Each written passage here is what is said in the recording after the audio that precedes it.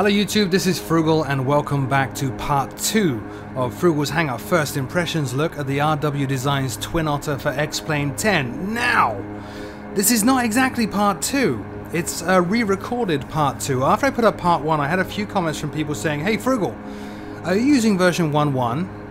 And I was quite curious about that because I didn't even know there was a version 1.1. Xplane.org store, you really need to do something about updating your customers to let them know there's an update. Anyway, there is an update. The aircraft was updated this past week, on Tuesday in fact. Yeah, Tuesday the 3rd, the day before my birthday. It was updated to fix a number of issues and generally improve it. First of all, the sound has improved. It's still not spectacular. It still doesn't sound exactly like I think a Twin Otter sounds, but it is much improved. Second of all, you'll remember from the first video that I had an issue with this switch here, that you had to click and hold and drag it. Now it's just click, click, and it just changes on its own, which is fantastic. That's much improved. But perhaps most importantly of all is in the avionics. Down here, look. Nav 1, Nav 2, sorry, Com 1, Nav 1, Com 2, Nav 2. Notice we've even got flag enunciations to show that we're not currently picking up a VOR, which is phenomenal. But even more phenomenal than that, look at the frequencies. You can now tune to a finer degree of detail than just 0.25 changes. So I can actually pick up ATIS now for the airport we just left, Tenerife. Look. Ta-da! So that's great.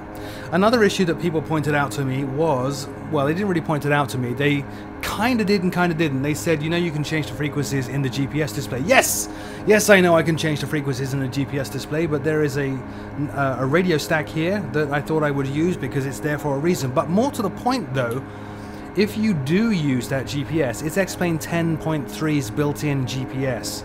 And it comes with a number of wonderful features. For example, here's my frequency. I can hold the mouse here and I can roll the mouse wheel to change that frequency, which is much, much, much nicer than messing with click spots down here. The click spots are still in existence. You can't simply roll. See, if I roll, I still zoom in. You can't simply roll these things, you need to actually click. But anyway, the addition of a second nav unit and radio unit here means that the transponder moved down here and we now have a switch. Nav 1, Nav 2 to control the autopilot. So we're currently on Nav 1, heading to the Tenerife Sur VOR 1.6.4, and if I were to switch that to Nav 2, we would go on to the next VOR, which is phenomenal. There are still, however, some quirks. For example, on the overhead, here are the generator switches. They're both on, thank goodness, and I'm going to turn them off right now. No, I'm not going to turn them off because I could not get those switches to work. I even bound joystick buttons to generator 1 reset, generator 1 on, generator 2 reset, generator 2 on. Nothing. Makes no difference. Those switches don't work. So although it is generally improved from the first part 1, the first video I recorded, but part 1, it still has some quirks that you need to be aware of. But I am very happy to see it improving. In fact, in the original part 2 that I had recorded that you're now not going to see because I'm re-recording part 2, I actually summarized this aircraft, and I'm going to tell you now how I summarized it. I said that I enjoy flying it, that it is a great version of the Twin Otter. It's not a perfect version of the Twin Otter and it has its flaws, but I hope that RW Designs are watching this, and I hope that RW Designs are committed to their user base, because if you guys are, and if you guys listen to what everybody's saying and make improvements like adding rolly wheel support, adding better modeling of systems, engines, improving the sound, stuff like that, I think this could be a phenomenal aircraft. I really think this could grow into something special, because on the externals, there's nothing wrong with it externally. It's a little fugly, but it should be, you know, it's a little shiny and it shouldn't be, you know, stuff like that can maybe be tweaked out, but overall it's a really good visual model. The cockpit is really well modeled, as I said in part 1. I actually very much enjoy it, and I do enjoy flying it and have had a lot of fun flying it, but it is let down in a number of key areas, and those key areas I think could be fairly easily rectified. Anyway, just as I said in part 1, we are on our way to that VOR, so I'm going to cut the video here, as I did at the end of part 1, and I will see you when we hit TFS, and we'll start our turn to the left. Alright, so we're rapidly approaching the VOR now, so what we're going to do is set our heading bug to our current heading, I think. See, that's still a little awkward, and we will click here on heading. So now we're in heading hold. I'm going to turn slightly to the left. We'll switch our nav frequency over to La Gomera. And then we'll set our course here to the radial that we want. We should be heading kind of east-ish. So let me see if I can set that up. Yeah. It's going to be about there. So we'll move the heading bug now. Put us on an intercept course for that radial. We'll fine-tune that in a little bit. And then I'll show you some other stuff with this. In particular, lighting. You know, eagle-eyed viewers, and there are many, many, many of you who watch my videos will have noticed that the time has shifted. Because while you were away... Sorry, just move the mic a little closer. While you were away, I was messing with the time of day to see what this is like at night, because I hadn't looked at that yet. There we go. We're coming up on that now, so let's click on nav. We'll pick up that radial and head out to La Gomera. Now, there is a floodlight, dome light up here. We're going to turn that on. And I'm going to make this nighttime. So you can see time is shifting. Now it's 10 o'clock at night. Notice not much has changed. The dome light is not really that realistic. All it does is preserve the daytime textures, I think, at night. I don't know what we have on the overhead in terms of instrument lighting. Let's go ahead and take a look. Excuse my noobness in trying to find out where these things are, because they're over here. Duh. Pilot instruments. Let's turn all that up. We also have console, flap, and trim panels. Let's turn the... Aha! Look! Lighting effects. Okay, nighttime. Here we come. Oh, that's not bad, is it? I like that. And again, excuse my noobness. I didn't look that up in the manual. It was just a spur-of-the-moment thing that I figured I would try out just to see how we do. It's not bad, actually. It's not bad. Typically, a pilot flying at night, I see all these guys on YouTube and on Twitch streams and everything else, and it's nighttime and they've got dome lights on and floodlights on. You don't do that. You typically, like driving your car, you don't turn on the light in the ceiling of the car. You turn that off, and you adjust just these lights and have them as subtle as you can possibly get them, so they're not distracting, so you can still see something outside. For example, let's see if we can move this down a little bit. It's very hard to see that now, isn't it? See, I have no idea what I'm turning now. Let me change the time of day once again. I feel there should be some highlight on that, so at night you can see exactly what you're doing. Let's make this a little... Oh, that's why. Look, no matter what I do, it's going the wrong way. So let's make these a little bit dimmer, so kind of midway on all of those. Midway on this as well. Lovely stuff. And we'll go back to nighttime. Honest. There we go. Very, very subtle lighting. That's more, I think, realistic as to what a pilot would have in the cockpit at this point. Very subtle lighting, so their eyes are able to adjust outside and pick up some detail in the outside world, especially when you're coming into land. But I like that. Very good, very good. Nice lighting system. Not amazing. It doesn't really need to be. Let's try to put this back towards morning time. It should be about 10:30 something. There we go, that works. And to conserve some power, we'll drop these off now. I don't like this. I really don't like this. Seriously.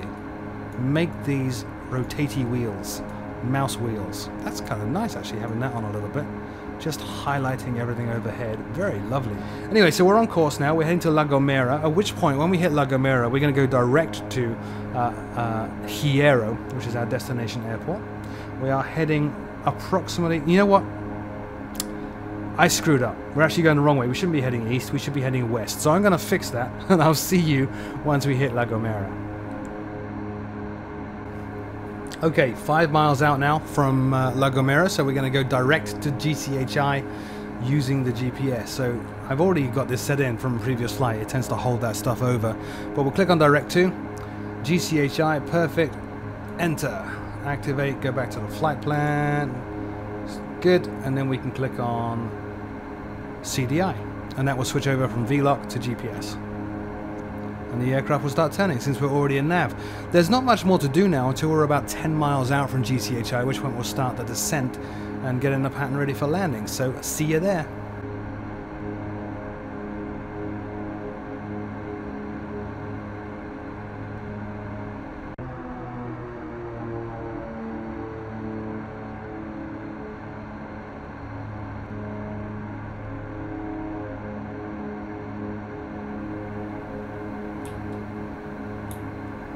Alright, getting pretty close now. So what I'm going to do, I'm going to hit IAS here and bring the power back. That will start our descent. We're going to dial in the minimum descent altitude of 2500 here. And then back in the pilot view, we'll click on MDA. Like so. That will manage our descent for us down to 2500 feet. Let's look up here, make sure our prop levers are all the way forward at this point. Landing lights can go on.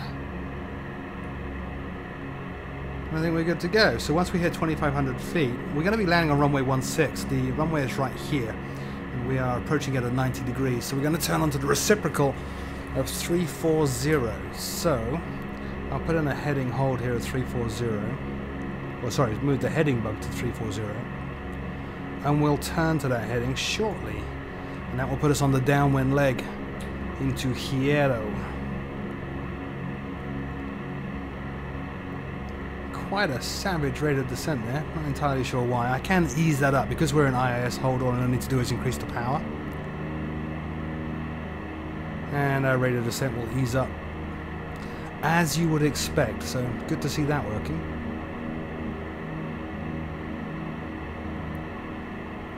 Coming on 3,000 now.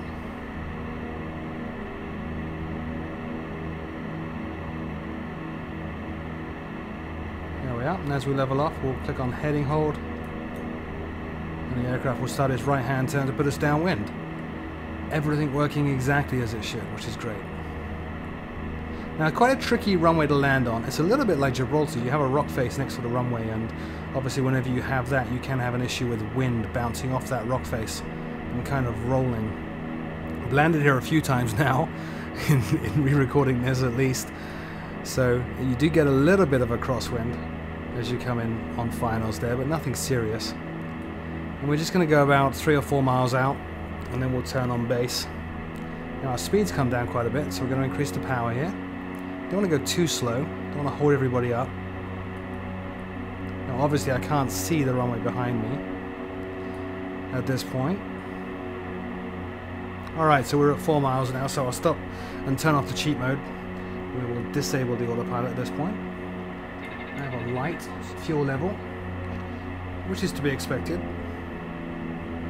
So the autopilot's off, I have control. So we'll start our turn 90 degrees now, which will be at about 250. And we'll start our descent as well. Just feeding in a little rudder to coordinate the turn, using the turn indicator to get a standard rate turn as much as possible. Oh, nose up a little, Frugal. That puts us about there. And we'll trim this now because it is getting a little out of hand. And start slowing down, and then we can put our flaps out. Let's just see where we are. Perfect. We can start our turn now. Reset my view. Continue descending. A little bit of nose up trim to help with the speed. And as we hit the white arc there, we'll go flaps 10. Again, constant flaps. You need to hold a flap button down. A little bit too late on the turn, but that's fine. We have enough distance between us and the runway to fix that without too much drama. I'm seeing all white lights beside the runway at this point, so we're a little bit high, which is okay. I'd rather be high than low.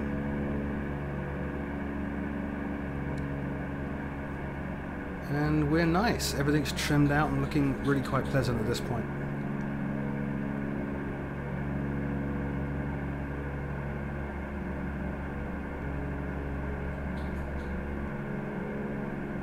Still a little bit high, so ease up on the power. That will increase our rate of descent. No need to pitch over nose down. None of that nonsense.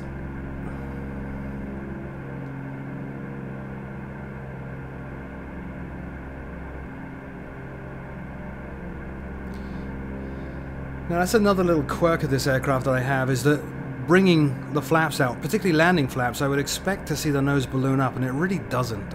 I'm not sure why. Maybe that's another thing that needs to be addressed in the next patch or service pack. Alright, speed's coming down nicely now, so more flaps. See what I mean? I just put the flaps out, the nose didn't really come up. Still seeing all white lights. Want to see 2 reds and 2 whites.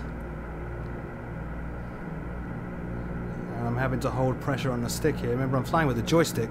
And it's actually really nice on the joystick. I think I might do more videos trying out the various different control methods I have and give you guys some feedback on what works and what doesn't. There we go. Bit more power now. And trimming. And we'll go full flaps. Ah, there's a balloon. Actually, good. That feels more pronounced than it was prior to 1.1. When I'd done this landing with version 1.0, I didn't get any balloon, but there actually was some balloon there. So I take all that back. I apologize. Seems to be good now. Speed is very low. You want to be passing the threshold at about 70. It was getting under 70 there. Rate of descent's good. Just got to concentrate now on trying to hit that center line. Picking up a little bit of crosswind at this point. Bit more power. Good. Now you can't go low here because, as you can see, the runway is immediately above a cliff face. So if you do come in too low, you actually are at severe risk of wrecking the aircraft.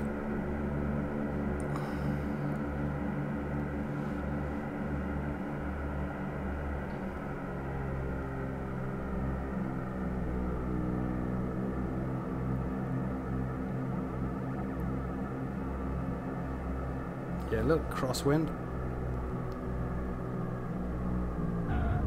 Oh. Hard to ascertain how much pitch I had at that point, so it felt like I was going to bounce, but I didn't. And we are down. Welcome to Hierro. So let's whiz on up to the overhead real quick. I'm going to turn on the taxi lights. There. Ooh, wobble, wobble, wobble. The brakes are still a little bit too savage. They just tend to bite suddenly, which is a little odd. Let's bring the flaps up.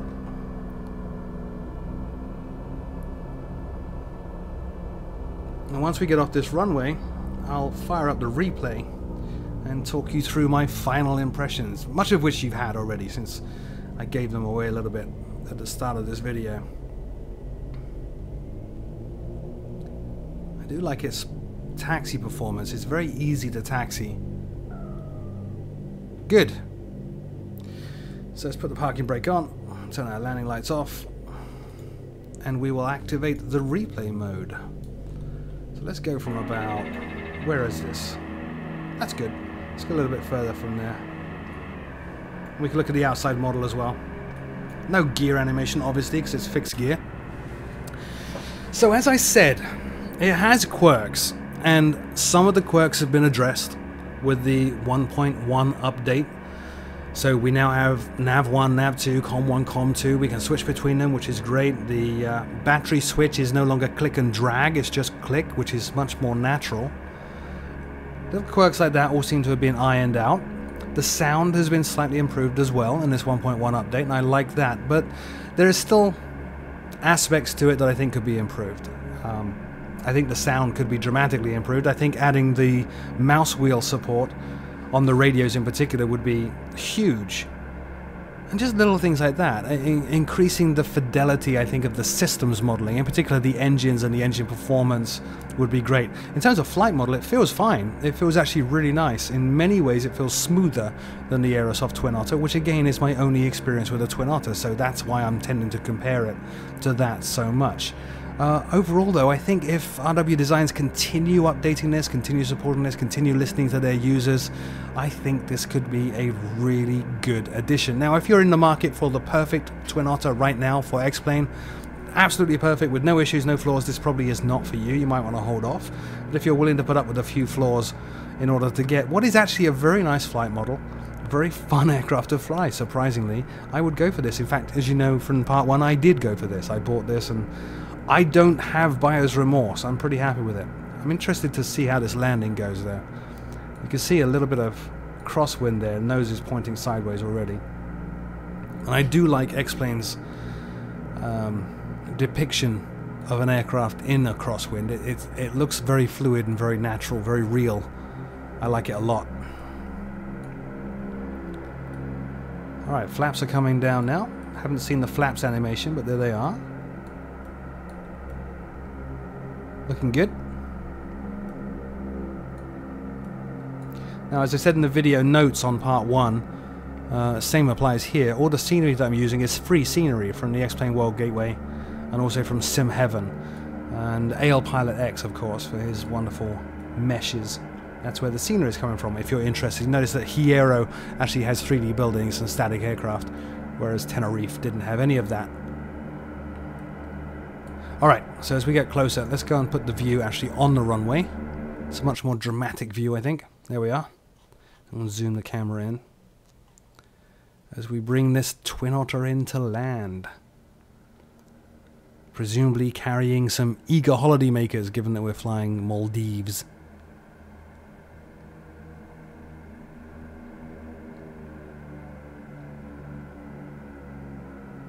You can see just a slight crosswind there. I'm crabbing just a little bit. But it's very easy to do with this plane. Don't know why the landing lights weren't lit up. They should have been.